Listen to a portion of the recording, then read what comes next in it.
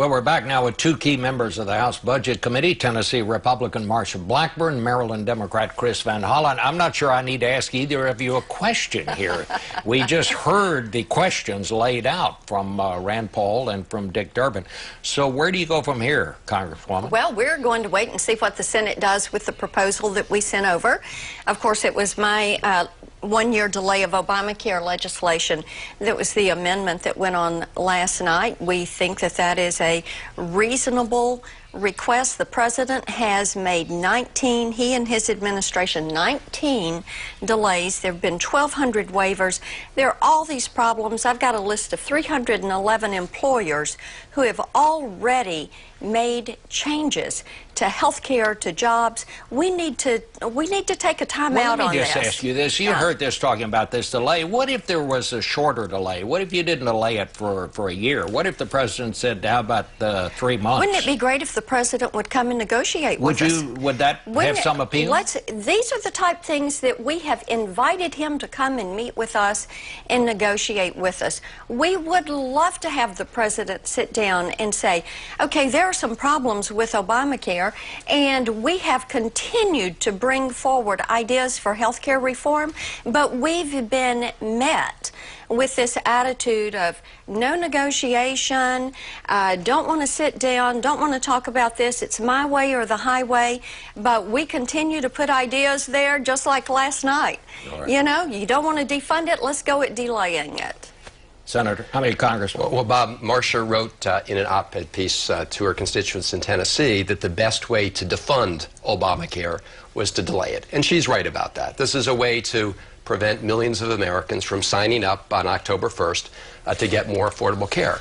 What you're seeing play out here is the end of what Senator Richard Burr, a Republican of North Carolina, say was the dumbest idea he'd ever heard of, which is this idea that you're going to shut down the government if you can't prevent millions of Americans from getting affordable care. Senator McCain called it irrational. And yet what you see in the House is Speaker Boehner has essentially handed the gavel over to Senator Cruz. It's like Speaker Cruz these days.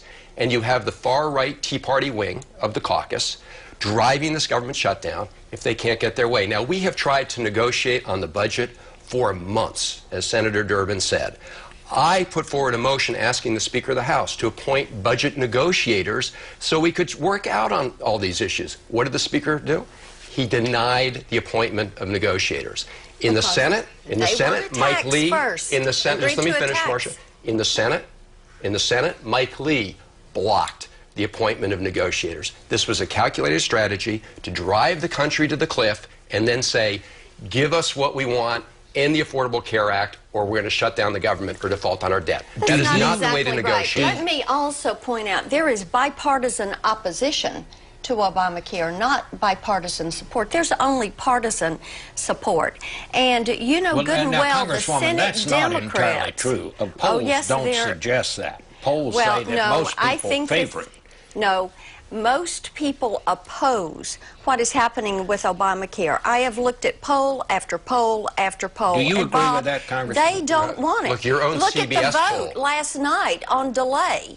Yeah. We had some Democrats vote for us. Yeah, you had two Democrats vote and two Republicans voted the other way. That's not bipartisan. No, yes, it is. No, it's not. Yes, it is. Look, the CBS poll shows so that those two Democrats don't count. Their opinions don't count. How about your two Republicans? Look. So we had bipartisan support the Democrats are absolutely united that we need to make sure that millions of Americans get affordable care. Millions of Americans are already benefiting from that. Our goal is to preserve access to affordable health care to all Americans. Driving up the cost of health insurance. I have constituents in Tennessee. I heard from a woman this week, her insurance cost is going up 5 times. A school teacher, her insurance cost for she and her family up 105%. You know, Marsha, your state of Tennessee, just on this box. I don't see this going the state of Maryland here. Let me just ask a question. Okay. Is the government going to shut down? I hope not. The president is the one who's driving a government shutdown. He wants it because he wants the checkbook, he wants control, and this is part of his strategy. The Senate is going to reject this. I mean, and even if they didn't, the president would veto it. Let's see what they send back to us. You know, we keep sending things over. See, we continue to work to send things over to say, here you go. Here's another idea. Here's another way to do this. No. We do not want to shut the government down. That's been the president's strategy. Here's the idea they sent over 42 times. Repeal Obamacare, never to replace it. We've always said we can make adjustments, we can make modifications, but that's not what our colleagues want. They want to undermine the entire law. They want to throw the baby out with the bathwater. But the crazy thing about this, Bob, Marsha's on the Budget Committee with me.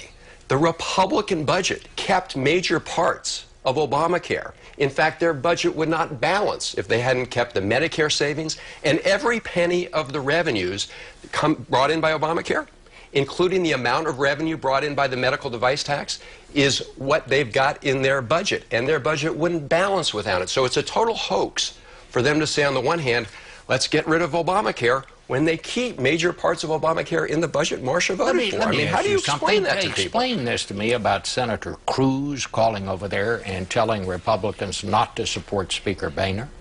I'm not aware that he called over there and told people not to support Speaker Boehner. What I will say is our leadership in the House they've done a great job of listening to us. When we have said, we don't want to do this, let's look at this, let's try a different way, listening to our constituents. We are elected to represent millions of people across this country, just like those on your side of the aisle do. What we hear repeatedly from individuals, from employers, is that this law is having devastating consequences. When you look at the jobs that are being lost, when you look at the hospitals that are laying off people, hospitals that are closing, cancer patients that cannot continue to get care, they are saying you've got to do something about the intrusive nature of Obamacare. Look at the mess that these exchanges are in. Your online marketplace is not... Let me just ask you one question. Was going to fall. Tornadoes are caused by Obamacare. This is a campaign of distortion that has been going on for months. It started with death panels. It is a campaign to protect the sovereignty and the freedom of this nation. Then you said that, in fact, Republicans said it was a government takeover health care. I'm going to let you all finish this in the hole. Look, okay? The clock is struck. Thank you both. We'll be back in a moment with some personal thoughts about the future of Congress. In a moment.